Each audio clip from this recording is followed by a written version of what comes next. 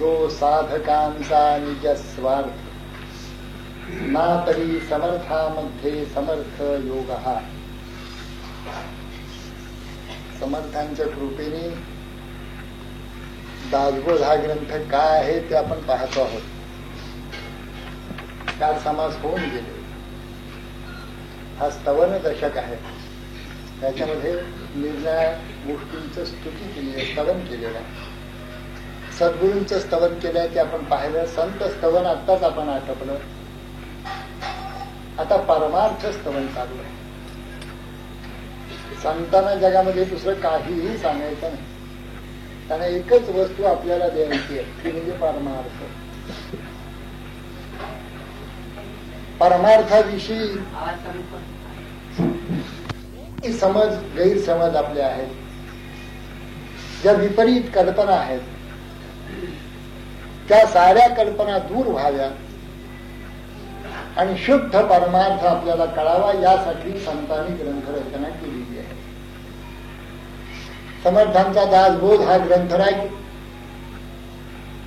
हा तर परमार्थ सांगण्यामध्ये अग्रगण्य आहे असं मला वाटतं. नेमका बरोबर परमार्थाची कल्पना आपल्या अंतःकरणात रुजावी, ठसावी या एकाच उद्देशाने समर्थाने ग्रंथलेखन केलंय असं दिसतं. किती तळमळ दिसते. परमार्थ म्हटल्याबरोबर त्यांच्या मनापुढे अशी मंडळी उभी राहतात की परमार्थाखेरीज काहीतरी करत आहे. कोणी मान मरातबाच्या पाठीमागे आहे, कोणी संपत्तीच्या पाठीमागे आहे, कोणी घरादारांच्या पाठीमागे आहे. त्याला ते बजावून सांगतात अरे परमार्थ केल्याखेरीज ह्याचा काही उपयोग नाही. परमार्थी तो राज्य झाला, परमार्थ नाही तो ठिकाणी. कसे शब्द आहे बघा, किती तळमळ आहे. एक परमार्थी जर असेल तरच तो त्याचं सगळं काही मिळालं. आणि परमार्थ नसेल आणि बाकीचं सगळं असेल तर तो ठिकाण. या परमार्थाची सरी कोणास द्यावी. परमार्थ जर करणार नाही आणि जीवन व्यतीत करतो आहे या माणसाला तर परमार्थाने समर्थाने अगदीच टाकाऊ त्याज्य ह्याचं तोंड देखील बघू नये असं म्हणत. संसारामध्ये दक्ष आहे आणि परमार्थामध्ये विमुख आहे. असो भगवत प्राप्ती विण करी संसाराचा शिण त्या मूर्खाचे मुखावलोकन करूची नाही. ह्यापेक्षा अधिक कडक शब्दात सांगायला पाहिजे कोणी. निदान संतांनी असं काही दिसत नाही. परमार्थ हे जीवन सर्वस्व आहे. जीवन पुढे परमार्थ = 0 असं त्यांचं समीकरण. म्हणून परमार्थाची स्तुती करतात. आता स्तव हा परमार्थ. पण इतकं जरी झालं तरी परमार्थ जी करणारी मंडळी आहे त्यांच्यामध्ये फरक दिसतो. नामस्मरण करूनच संत झाले. आम्ही नामस्मरण करतो ते तिथेच राहतो. संत होत नाही, साधकी होत नाही. परमार्थ ही काही नुसती क्रिया नाही आहे. नामस्मरण ही काही बाह्य क्रिया नाहीये. अंतर काय आहे त्याच्यावर अवलंबून आहे. अंतःकरण पूर्वक ते जर होत असेल तर त्या क्रियेला महत्व आहे, नाही तर क्रियेला काहीच महत्व नाही. लौकिक क्रिया याचा सर्व संतांनी निषेध केलेला आहे. एरवी तरी पार्था अंतर शुद्ध नसता बाहिरील कर्म तो तत्वता विटंबुगा मृत जैसा शृंगारीला गाढव तीर्थे नाणेला कडू दुधिया माखला गुळे जैसा. आत काय आहे त्याच्यावर परमार्थ अवलंबून असून बाहेरच्या कर्माला किंवा कृतीला बाह्यतः जी कृती घडते त्याला तितकं महत्व परमार्थामध्ये नाही. बाहेरून भस्मचर्चा केलेली आहे. गळ्यामध्ये माळा 2-4 आहे. देवाच्या समोर बसलेला आहे. पूजा चाललेली आहे. सोहळा नेसलेला आहे. पितांबर 300-400 रुपयाचा आहे. चांदीचा तांब्या तामण पंचपत्री सगळं आहे. गंध अक्षता सगळी फुलं बिलं सगळी आलेली आहे, अशा थाटात पूजा चाललेली आहे. परंतु जर अंतर तिथे नसेल तर मग ही पूजा भगवंताला मान्य नाही. हा परमार्थाची जी ही कृती आहे, पूजेच्या अंगाने जो परमार्थ आहे, जी भक्ती आहे, त्या भक्तीला त्या परमार्थाला किंमत भगवंतांकडे काही नाही, संतांकडे काही. हे केवळ ढोंग आहे, हे केवळ आपल्याला फसवणं आहे. लोकांनाही फसवणं आहे ना आपल्यालाही फसवणं. लोकांना वाटतं वा केवढा मोठा मनुष्य, सकाळी उठले की 2 तास पूजा, अगदी साष्टांग दंडवत घालावा असं.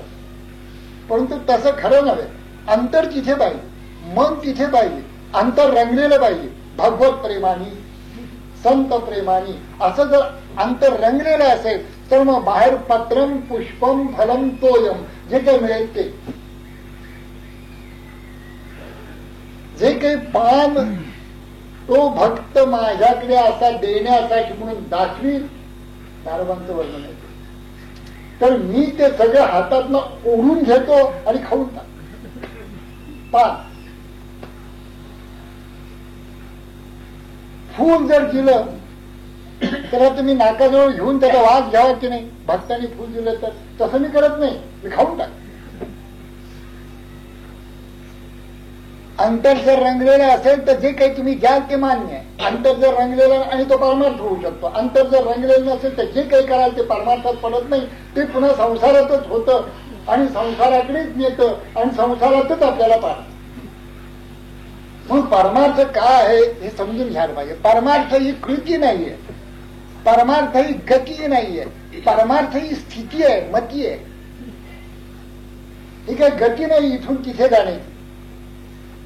एकदा मेहर बाबाने साधक म्हणाले की महाराज आता माझी पुष्कळ प्रगती झालेली आहे असं मला वाटतं.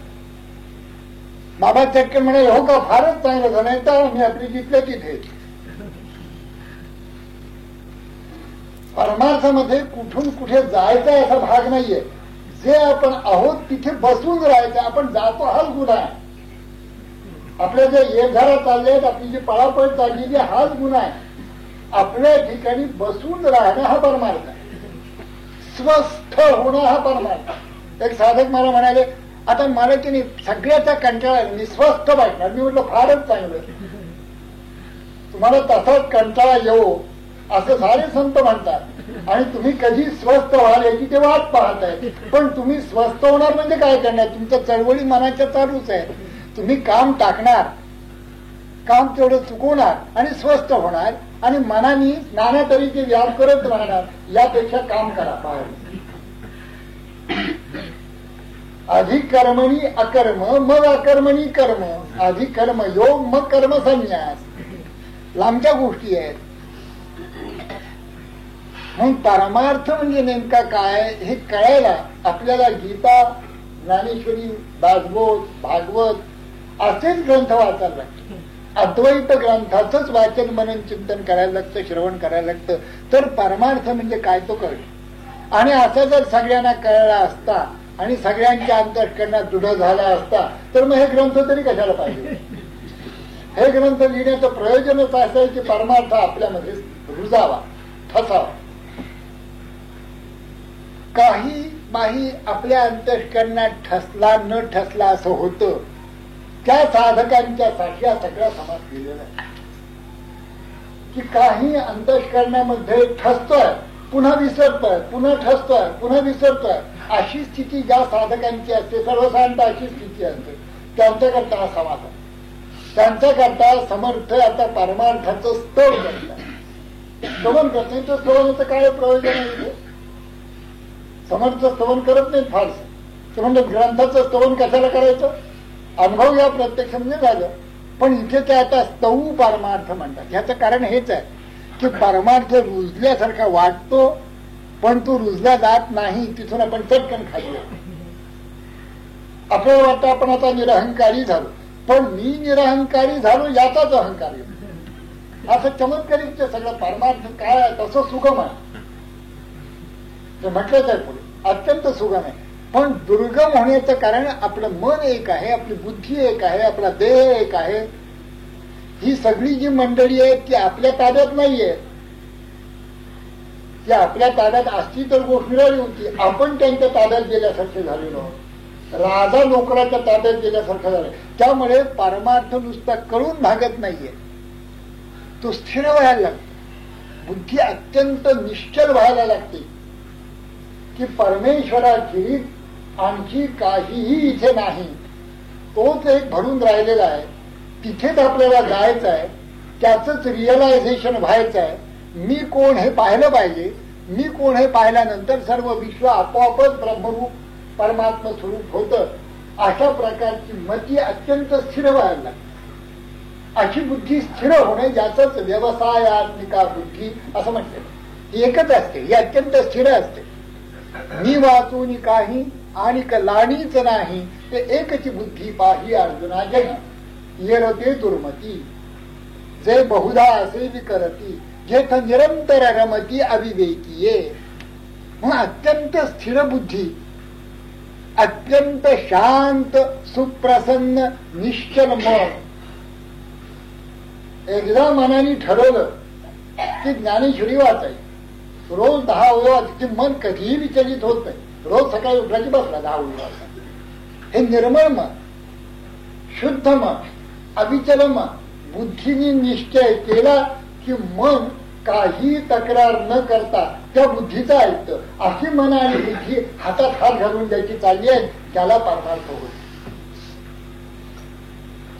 योगाचं सार काय? जिथं मन आणि बुद्धीचे ऐक्य आहे, जिथं मन आणि बुद्धी निश्चयात्मिका आहे, ती सत्वगुणी आहे. मन विमर्श रूपम स्यात्, मनो विमर्श रूपम स्यात्. मन हे रजुगुणी असून चंचल आहे. त्याने आपलं चांचल्य टाकलं आणि बुद्धीच्या हातात हात घालून ते जायला लागलं साधकाच्या मागून, म्हणजे समजा की आपला परमार्थ उत्तम चाललेला. हे होण्यासाठी म्हणून आता परमार्थाचं स्तवन करते. आता स्तवू हा परमार्थ हा व्हायला तर पाहिजे ना. अनेकांच्या मनात होत नाहीये. आणि इथेच आपला अर्थ आहे. मन जसं निर्मळ पाहिजे असं ही मंडळी सांगतात. तुका म्हणे मन करा रे निर्मळ येऊन गोपाळ राहे तेथे. तुम्ही काही करा तरी ते निर्मळ होत नाही. निर्मळ व्हायला तच्चिंतनम तत्कथनम अन्योन्यम तत्प्रबोधनम असं सारखं पाहिजे. आला तर तेच गोष्टी बोलायची. दुसरं काही बोलायचं नाही. राजकारण नाही, समाजकारण नाही, सगळं वर्ग. मग आमचा जीवनाची टच कसा राहील? तो नाही राहिला तरी चालेल. परमेश्वराची टच असला म्हणजे राहील.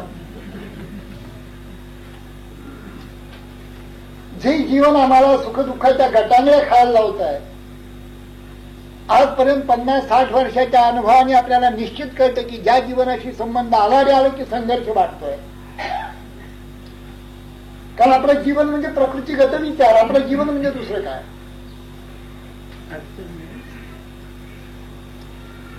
पुरुषाचा विचारच नाहीये, प्रकृतीगतच विचार आहे. खरंच बंद आहे.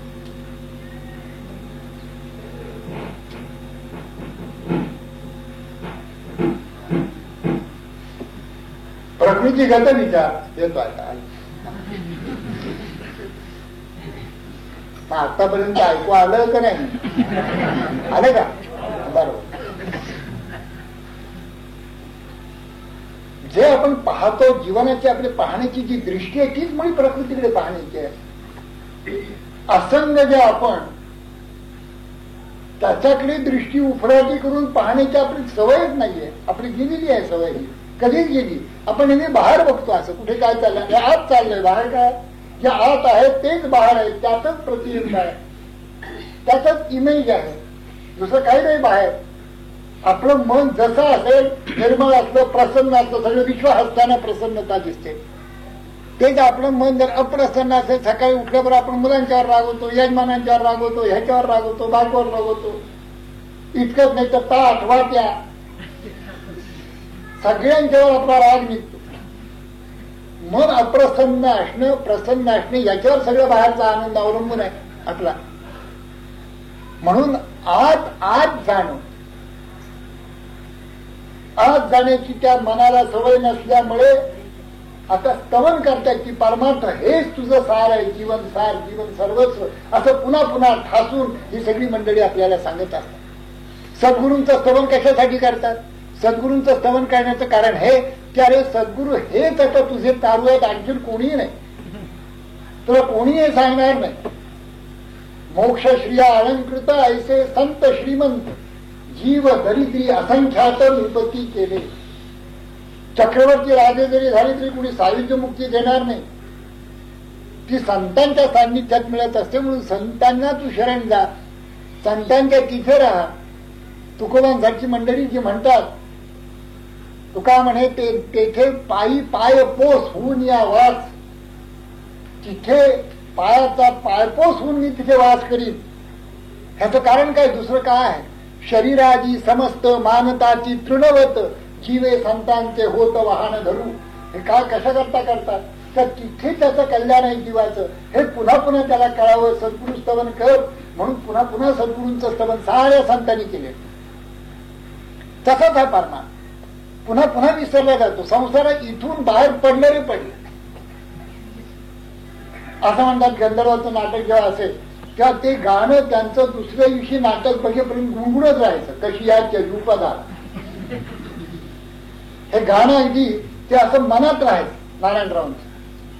त्या असं आहे संतांचं की आता स्तव हा परमार्थ. अरे परमार्थ कर, हजार तऱ्हेनी परमार्थी तू हो हे सांगण्यासाठी ग्रंथ लिहिले, बाकी काही नाही. आणि नेमका परमार्थ म्हणजे काय? आता स्तव हा परमार्थ जो साधकांचा निज स्वार्थ, साधकांची स्वरूप स्थिती. परमार्थाची व्याख्या केली. परमार्थ म्हणजे निज स्वार्थ, माझं जे स्वरूप निज तिथे जाऊन बसणं म्हणजे परमार्थ. अर्थ स्वार्थ, परार्थ परमार्थ. स्वार्थ देहापुरता विचार, परार्थ जीवाचा विचार. माझा जीव तसा दुसऱ्याचा जीव, मला जसं सुख दुःख तसं दुसऱ्याला सुख दुःख, असं समजून वागणं जगामध्ये हा परार्थ. स्वार्थाची पुढली अवस्था आहे. परमार्थाकडे जाण्यासाठी एक पाऊल उचललेला आहे. हा चांगला साधक आहे की जो आपल्यासारखंच दुसऱ्यालाही पाहतोय, दुसऱ्याचा जीव ओळखतोय, त्याचं सुख दुःख ओळखतोय. बहुतेक ओळखत नाही. शेजारी काही का होईना आपलं ठीक असं म्हणजे झालं. शेजारच्या घरात चहाला साखर का नसे ना, आपल्या घरात आहे ना पोतं भरलेलं, जाऊ दे. आणखीन एक शब्द उच्चारतात, तो इथे उच्चारता येण्यासाठी जाऊन दे. असा जेव्हा विचार येईल की नाही आहे त्याच्या घरी काही ना काही निमित्ताने नकळत का होईना त्याच्याकडे साखर पोचती झाली, म्हणजे आपण परमार्थाच्या अंगाने एक पाऊल पुढे टाकला. अगदी केवळ स्वार्थिक दृष्टी, स्वार्थी विचार हा संसाराला तारक असतो. आपण जेव्हा संसार करत असतो, संसार म्हणजे त्याच्यातनं सार मेलेला आहे तो. संसार म्हणजे सगळीची स्वार, नाही मरणाशी उधार, मापी लागले शरीर घडीने घडी.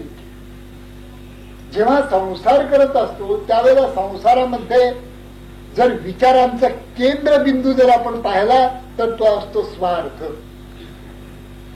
अतिशय उत्तम संसार झाला म्हणजे काय की पै न पै कुठे जाऊ दिली नाही, कुणाला दिडकी दिली नाही कधीच. हे सांगत असतात अभिमानाने, मी कधी बनलो नाही पुण्यामध्ये राहून,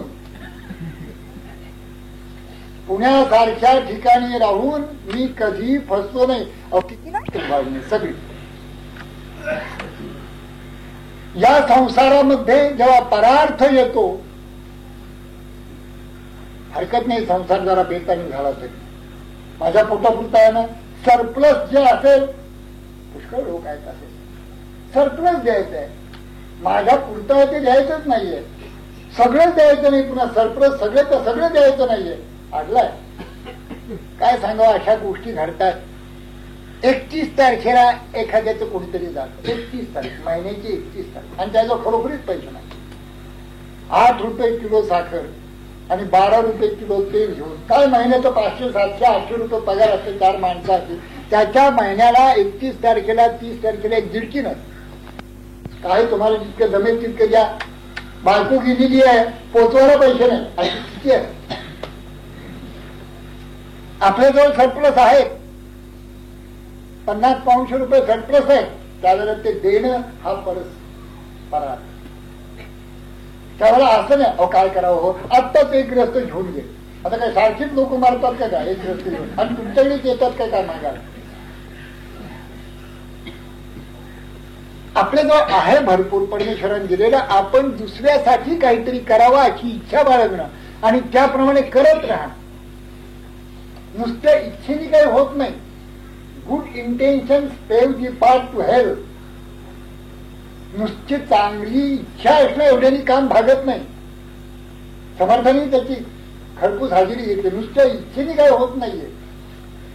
आपण कृती केली पाहिजे. इच्छा झाली की कृती करावी. चांगली इच्छा झाली रे झाली की कृती करावी. वाईट इच्छा झाली रे झाली की कृतीमध्ये आणूच नाही.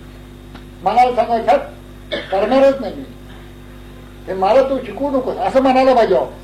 आपण उलट करतो. चांगली इच्छा झाली दबून ठेवू, आणि वाईट इच्छा झाली तर सिनेमा.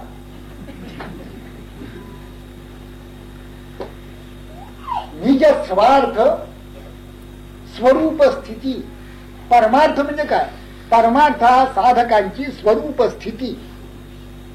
निज या शब्द समर्थांचं पिक्युलियर आहे. निज ध्यास तो सर्व तुटो निजेला. निज ध्यास म्हणजे स्वरूपाचा अनुसंधान. नेमका निज ध्यास तो सर्व तुटो निजेला बळे अंतरी शोक संताप ठेला. अगदी उपनिषदच. यस्मिन् सर्वाणि भूतानि आत्मैवाभूत विजानतः तत्र को मोहः कशोकः एकत्वम अनुपश्यतः. अगदी तेच उपनिषद सांगताय. नेमकं समर्थांच्या मनाच्या श्लोकामध्ये सगळी उपनिषद जवळ आली. सगळी उपनिषद. नैव वाचा न मनसा प्राप्तुं शक्यो न चक्षुषा अस्ति ब्रतोऽन्यत्र कथं तत् उपलभ्यते. अस्तीत्येवोपलब्धव्यः तत्त्वभावेन चोभयोः अस्तीत्येवोपलब्धस्य तत्त्वभावः प्रसीदति. कसं हे वाणीने नाही मनाने नाही कशानेच ते प्राप्त होत नाही असं तुम्ही म्हणता. नाही कसं मिळवायचं, याची उपलब्धी व्हायची कशी? ते सांगतात उपनिषदकार की तुम्ही आहे असं सारखा भाव ठेवा. ते समर्थ म्हणतात ही जी अस्ति केवोपलब्धव्य तत्वभावा प्रसिद्धती. ह्याच्यापेक्षा समर्थांचे जे शब्द आहेत नसे पीत ना श्वेत ना श्याम काही, नसे व्यक्त अव्यक्त ना नीळ नाही. हे असं आहे तसं आहे असं नाही. जसं उपनिषद म्हणतात की मनाने वाणीनी चक्षुनी डोळ्यांनी येण्यासारखं नाही, तसंच ते म्हणतात. नसे पीत ना श्वेत ना श्याम काही, नसे व्यक्त अव्यक्त ना नीळ नाही. मग म्हणेदास विश्वासता. हा जो विश्वास शब्द जो आहे तो इतका चांगला उपनिषदातला अस्ति केवोपलब्धव्य आहे असा सारखा भाव करावा. त्याच्यापेक्षा विश्वासित हा शब्द अधिक आहे. मला नेहमी असं वाटतं की उपनिषद इथे ते थांबले तिथे सांगताना आपलं काम सुरू होतं. आपण सारी उपनिषद बघा, त्याची 10 प्रमुख आहेत. ती 10 तुम्ही जर नीट वाचायला लागलात तर तुम्हाला लक्षात येईल की संतांचा वाङ्मयाचा जर अभ्यास असेल तर संत जे बोलतात ते उपनिषद जिथे नेती नीती म्हणतात तिथे संत सांग. तुम्हाला काय वाटतं? अस्ति केवोपलब्धव्य आहे असं सारखं म्हणावं ना, अस्ति पक्षी मानावं ना असं तुम्हाला म्हणायचं ना. विश्वास ठेवा. म्हणे दास विश्वासता मुक्तीला आहे, मना संत आनंद शोधून पाहे. आत्मा अरेवा द्रष्टव्य श्रोतव्य मंतव्य असं उपनिषद सांगतात. त्याला पाहता पाहता तेची झाले असं समर्थ म्हणतात. नुसतं द्रष्टव्य श्रोतव्य मंतव्य विजिध्यासितव्य इतकंच सांगितलंय त्याच्यामध्ये. उपनिषदेचे थांबले. समर्थ त्याच्यापेक्षा एक पाऊल पुढे जातात आणि सांगतात तया पाहता पाहता तेची झाले. आता हे जे तेची झाले हे संतांचं. म्हणून संत हे मायबाप. तुम्ही संत माय बाप कृपावंत काय मी पतित कीर्तीवर अवतार तुम्हा घ्यावया कारण उद्धराया जन जड जीवा. त्यांनी कसा उद्धार संतांनी केलेला आहे आपल्यासारख्या सामान्य लोकांचा हे त्यांच्या वाङ्मयाच्या बारकाव्याने अभ्यास करणाऱ्याला कळतं. निज स्वार्थ स्वरूप स्थिती. परमार्थ म्हणजे काय? तुम्ही त्याचं स्तवन करता, त्या परमार्थाचं स्तवन करता. म्हणता परमार्थ आहे काय? परमार्थ म्हणजे इज इक्वल टू साधकांचा निज स्वार्थ. जो साधकांचा निज स्वार्थ. किती गोड शब्द आहे. आपण संतांचे शब्द बराबर वाचून संपवू नका. आपण समजून घेऊया नेमकं त्यानं काय आपल्यापर्यंत पोहोचवायचं हे समजून घेतलं पाहिजे. जर आपण समजू शकलो नाही तर मग नुसतं पारायण करून काही होणार नाही. पारायण समजून करायला पाहिजे. आधी सगळा अर्थ नीट समजून घ्यावा आणि मग पारायण करावी. समजून न घेता केलेली पारायण फारशी उपयोगी पडत नाही. आता अजिबात उपयोगी पडत नाहीत असं नाही. मी निराकरण करत नाही, परंतु खरोखरीच असं वाटतं की पारायण करण्याच्या पूर्वी सगळा अर्थ नीट समजून घ्यावा. पण तुम्ही म्हणाल तो अर्थ समजायला जर 22 वर्ष लागत असतील तर पुढे पारायण तरी किती करायचं. इतका नको समजून घ्यायला. जितका इथे 1 तासामध्ये समजला तितका नको समजून घ्यायला. आपण स्वतः चिंतन मनन करून समजून घ्या. खाली अर्थ काही लिहिलेले आहेत ते पाहून समजून घ्या. हे अर्थ मी सांगतोय खाली लिहिलेले नाही. हे आणखी निराळेच अर्थ आहे. जो साधकांचा निज स्वार्थ. साधकांची स्वरूप स्थिती म्हणजे परमार्थ. किती गोड आहे. परमार्थाच्या उदंड व्याख्या तुम्ही ऐकल्या, पण साधकांचा निज स्वार्थ म्हणजे परमार्थ ही समर्थांची खास व्याख्या. बघा तुम्ही इथे सारे संत बघा तुम्ही परमार्थाविषयी नाना तऱ्हेच्या व्याख्या संतांनी केलेल्या आहेत. पण साधकांचा निज स्वार्थ, कारण हा जो ही जी स्वरूप स्थिती प्राप्त व्हायची ती साधकांनाच प्राप्त होणार, आणखीन कोणाला होणार नाही. साधकांनाच ही प्राप्त होणार आहे. आणखीन कोणी जगामध्ये जे हिंडतायत फिरतायत त्या लोकांना तो होणार नाही. ती स्थिती प्राप्तच होणार नाही. म्हणजे त्यांचा प्रॉब्लेमच नाहीये. त्यांना बाहेर ओघळून टाकले. परमार्थाची व्याख्या करताना ते चटकन आले ते साधकांच्या तिथे आले आणि साधकांची व्याख्या करताना समर्थाने खूप मोठी व्याख्या केली. साधकांची साधी व्याख्या नाही. आपल्याला वाटतं असं पूजा बिजा करायला लागलं जरा ज्ञानेश्वरी वाचायला म्हणजे हा साधक, अशी साधकांची व्याख्या समर्थांची नाहीये. पहिला तिथेच अडखळतो. अवगुणांचा करोनी त्याग जेणे धरीला संत संग तयाची बोली दे मग साधकायचा. मग साधकायचा जो संतांशी शरण गेला संतजनी आश्वासिला मग तो साधक बोले. ठिकठिकाणी तो मग शब्द आहे. मग तो साधक बोलिला ग्रंथातरी उपदेशले ब्रह्मज्ञान आत्मज्ञान तुटले संसार बंधन. आता बघा आत्मज्ञानाचा उपदेश सद्गुरूंच्या त्यांना घेतलेला आहे आणि संसार बंधन ज्याचं तुटलेलं आहे म्हणजे संसार ज्या देह मना बुद्धीचा आहे त्या देहाची संघातापासून मी अत्यंत अलिप्त आहे, सच्चिदानंद आहे असा बोध तत्व असे म्हटल्याबरोबर झालेला गेला आहे. तुटले संसार बंधन दृढते कारणे करी साधन तो साधतो. आणि हाच बोध पुन्हा दृढ व्हावा. कारण एकदा नुसतं सांगून तो दृढ होत नाही, तो ठसतो अंतःकरणात पण दृढ होत नाही. दृढते कारणे करी साधन तो साधक. आणि साधकांची स्वरूप स्थिती म्हणजे परमार्थ. किती कशा व्याख्या आहेत आणि कसा ग्रंथराज आहे. आपण हे समजून घेतलं नाही तर नुसतं वाचून खरोखरीच हे कळण्यासारखं नाही. आता असतो हा परमार्थ जो साधकांचा निज स्वार्थ ना तरी समर्थामध्ये समर्थ योग हा.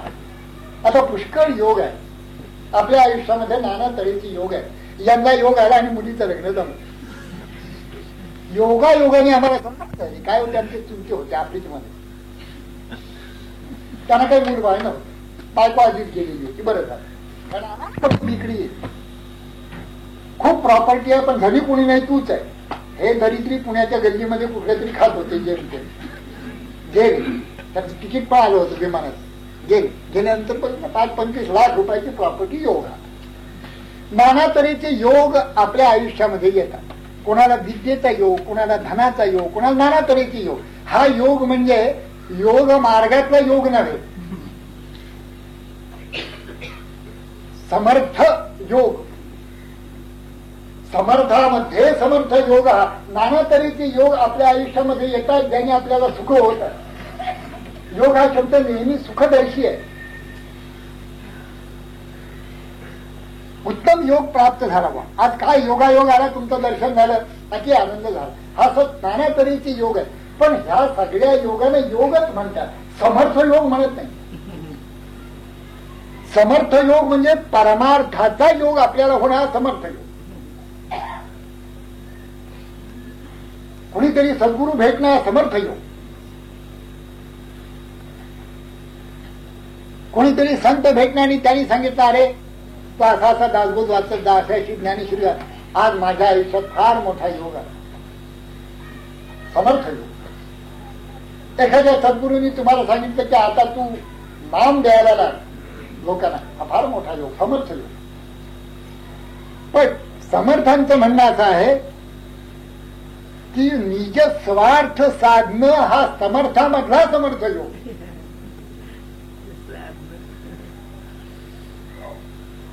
निज स्वार्थ साधणे सोपी गोष्ट नाहीये, स्वरूप स्थिती सोपी गोष्ट नाहीये.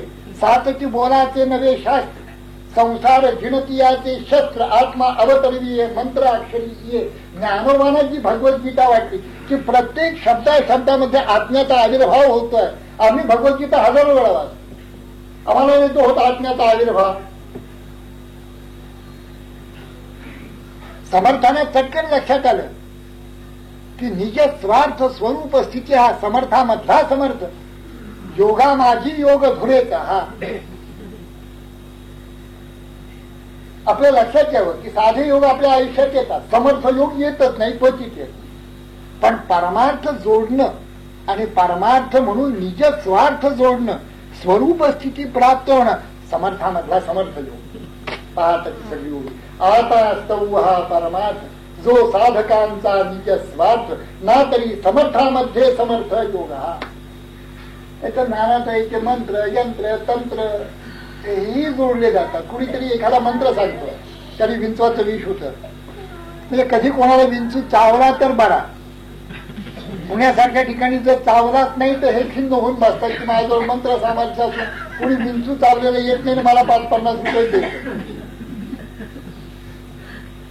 या मंत्रतंत्र यंत्राची अशी चमत्कारिक स्थिती आहे, बाकीच्या सगळ्या गोष्टींची अशी चमत्कारिक स्थिती आहे की ते जे योग येतात,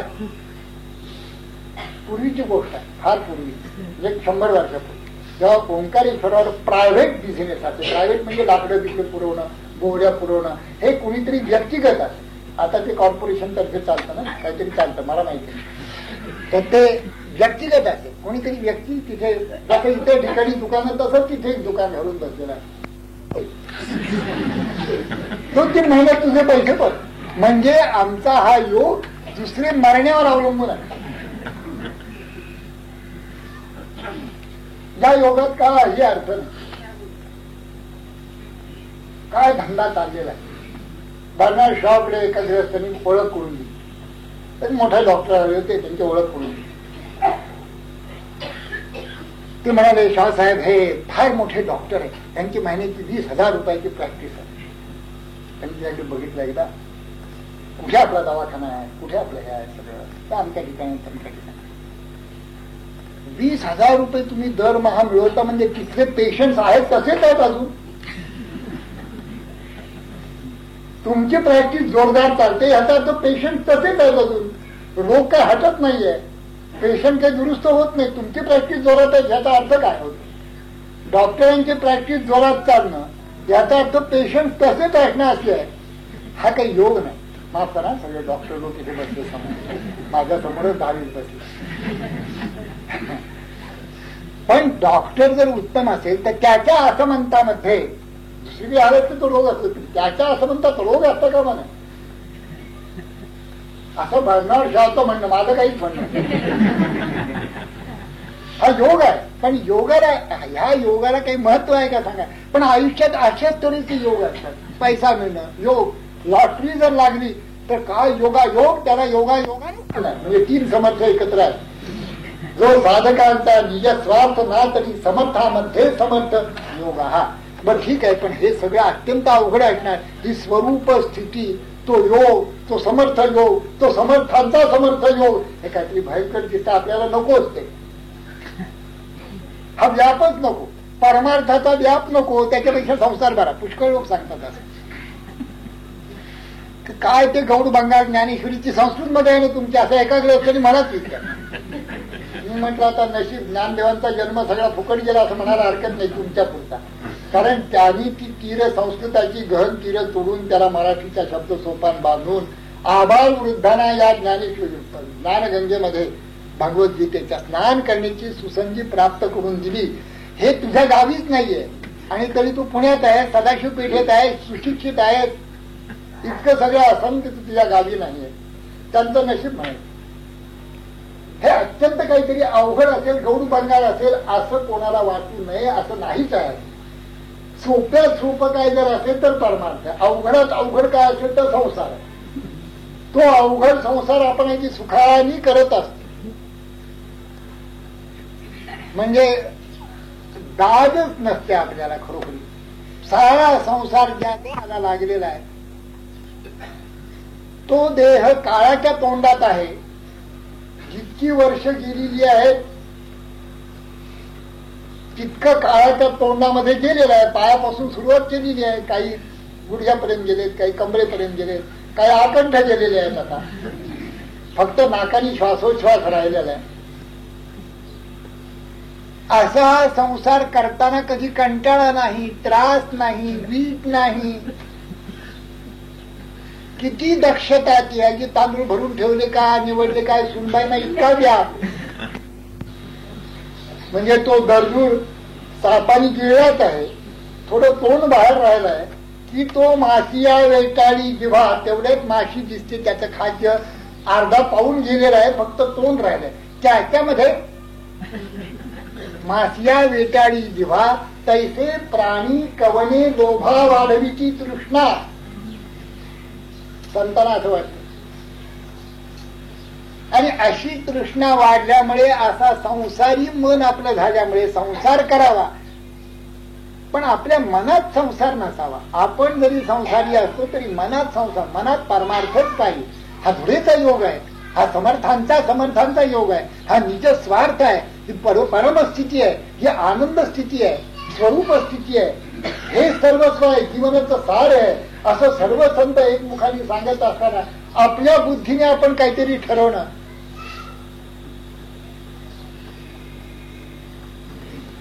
अवघड संसार आपल्याला सोपा झाला आणि सोपा परमार्थ आपल्याला अवघड झाला. या निशा सर्व भूतानाम तस्याम जागृती संयम यस्याम जागृती भूतानी सा निशा पश्यतो मुने. म्हणून समर्थ लगेच सांगतात की आपल्याला वाटेल की भयंकर अवघड काहीतरी आहे. समर्थ लगेच सांगतात आहे तरी परम सुगम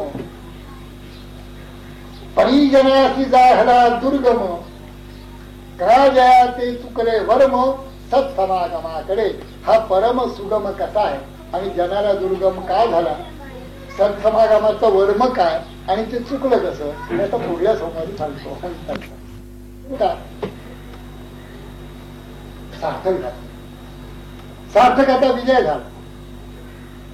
संत हे मूर्तिमंत सार्थकाचा विजय, संत सत्याचा निश्चय, संत सार्थकाचा जय, संत प्राप्तीचा समयो सिद्ध रूप. आता हेही बघा कसं आहे. प्राप्ती, स्वरूप प्राप्ती, आत्मप्राप्ती, स्वरूप बोध, स्वरूप आनंद. प्राप्ती कशाला म्हणायची? हा समय यायचा कधी? जसं योग सूत्राचं भाषांतर करताना अवघड असत, कारण सूत्र अशी सूत्रमयच असायची ती. सतु दीर्घकाल नैरंतर्य सत्कारा सेवितो दृढभूमी. सूत्र एक योग सूत्र. आता त्याचा अर्थ करताना नीट जपून करायला लागतो, कारण सूत्रांचा अर्थ फार क्वचित. त्यामुळे योग सूत्राचा अर्थ कुरटकरांनी अतिशय चांगले केले, आणखीन काही लोकांनी केलेले. पण सूत्रांचा अर्थ करणं जसं अतिशय अवघड, ब्रह्मसूत्रांचा अर्थ करणं अतिशय अवघड, तसं संतांचं वाङ्मय त्याचं मर्म जाणून अर्थ करणं अतिशय अवघड. चंद्रमे जे अलांछन कळलं असं वाटतं आम्हाला, पण आमचं लांछित चंद्रमा आहे, अलांछन नाहीये. अर्थ केव्हा करतो, मला अनुभव घ्यायला पाहिजे. ते झाला, आता बरोबर झालं. एका शाळेमध्ये धर्मराजाची सगळी मंडळी शाळेत सांगितलं, मला कळलं नाही, मला काही कळलं नाही, सत्य कळलं नाही. पण धर्मराजाने एकट्याने सांगितलं मला नाही कळलं, मला एक कळलं. तिसऱ्या दिवशी विचारलं, तिसऱ्या दिवशी सांगितलं, तेव्हा त्यांनी सांगितलं की तू इतका मोठं कथा 3 दिवस सगळ्यांना कळलं आणि तुला कळलं नाही हे काय? ते काही बोलले नाही. चौथ्या दिवशी विचारलं तेव्हा धर्माने सांगितलं मला आज कळलं. ते म्हणाले मग 3 दिवस का नाही कळलं? 3 दिवस मी सत्य बोलण्याचा प्रयत्न केला. 3 दिवस जेव्हा मी जैत रे जैत जिंकलो, 3 दिवस असत्य भाषण आलं नाही कुठल्याही कारणाने, तेव्हा मी खात्रीने सांगतो की सत्य हे बरोबर आहे, तुम्ही सांगता ते बरोबर. नंतर एका धर्मोपदेशकाने सत्यावर व्याख्यान द्यायचं ठरवलं. ते म्हणाले असं पहा, मी पुढल्या रविवारी सत्यावर बोलणार आहे चर्चमध्ये. ठीक आहे म्हणाले, पण त्याच्या पूर्वी तुम्ही सेंट पॉलच्या आमच्या एका पुस्तकातलं 16वं प्रकरण वाचून द्या. सगळ्यांनी ते 16वं प्रकरण वाचलं असेलच. ज्यांनी वाचलं असेल ते हात वर करा. सगळ्यांनी हात वर केले. 16वं प्रकरण आम्ही वाचलं, सगळ्यांनी हात वर केले. तेव्हा तो धर्मोपदेशक बोलला की बरोबर आहे, आता सत्यावर बोलायलाच पाहिजे, कारण 16वं प्रकरणच नाहीये.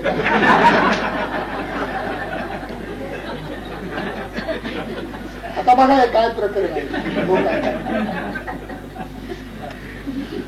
सार्थकाचा जय जैत रे जैत. सार्थक झालंय कोणी सांगायचं? तुकोबांनी सांगायचं, ज्ञानोबांनी सांगायचं, समर्थांनी सांगायचं, नाथांनी सांगायचं. आमचं जीवन सार्थकही लागलं. आमच्या जीवनाचं आम्ही सार्थक केलं. आम्ही परमेश्वराचं नामस्मरण केलं, आम्ही ध्यानधारणा केली, आम्ही सद्ग्रंथांचं वाचन केलं, आम्ही गीता ज्ञानेश्वरी दासबोध भागवत वाचलं, आम्ही प्रेमाने रंगून अभंग म्हटले, आम्ही त्या रंगामध्ये नाचलो, आम्ही आनंदी पंढरी केली. इतकंच नाही तर ज्याच्यासाठी हे सगळं आहे की मनाची शांती, समाधान, तृप्ती हेही मिळवलं. आम्ही ही परमात्म्याशी एकरूप झालो. आमच्या जीवनाचं सार्थक झालंय त्यांनी म्हणायचं. आणि जर सार्थकाचा जय पाहायचा असेल तर त्यांच्याकडे पाहायचं. तसंच प्राप्तीचा निश्चय जर बघायचा असेल तर त्यांचं ठिकाण बघा. त्यांनी प्राप्त करून घेतलं. सारं काही प्राप्त, जे काही करायचं होतं ते करून टाकलेलं आहे. जे काही प्राप्त करण्यासारखं होतं ते प्राप्त करून टाकलेलं. महानंद का आहे, त्याची प्राप्ती कशाने होते? या परमात्म्याची प्राप्ती तो आनंद स्वरूप आहे असं म्हणतात. त्याची प्राप्ती कशाने होते हे सद्गुरूंना विचारून त्या मार्गाने अखंड 1.5 ते 2 तप वाटचाल करून त्यांनी ते प्राप्त करून घेतलं. इतकंच नाही तर ज्या समयाला ते प्राप्त झालेलं आहे तो समय 30व्या, 50व्या, 60व्या वर्षी येणारा नसून अखंडित तो आहे की प्राप्ती अखंडित आहे. हे जर तुम्हाला पाहायचं असेल, या प्राप्तीचा समय म्हणजे मुहूर्त नसून एकदा प्राप्त झालं की ते अखंडच असेल जर पाहायचं असेल तर प्राप्तीचा समय रूप झालेले, अखंड प्राप्ती रूप झालेले संत त्यांच्याकडे पाहायचे. कारण याला समय नाहीये, 12:03 होत नाहीये. एकदा मिळालं की ते अखंडच राहतं. अखंडित भेटी रघुराज योगू मना सांगिले मी पणाचा. एवढा मी आणि माझं गेल्याबरोबर तो खरा संन्यासी होतो. तो खरा त्याला प्राप्ती जी काही पाहिजे होती ती मिळून जाते. त्याचं जीवन धन्य होतं. म्हणून संतांकडे बघितल्याबरोबर असा कुठलाही आता क्षण राहिला नाही की ज्या क्षणाला प्राप्ती यांच्यापाशी नाही. प्राप्तीचा समय इनकारणे म्हणजे संत. कारण काय, त्यांनी शेवट त्याचं सांगितलं ते सिद्ध रूपच आहेत म्हणून तो शेवटचा शब्द आहे सिद्ध रूप. ते सिद्ध रूपच आहेत मुळे. सिद्ध रूप कधी आपण सुख मिळवतो, तू सुख रूप आहे. गोडी जशी गुळाला व्यापून असते तसा हा बोध संतांना व्यापून असतो.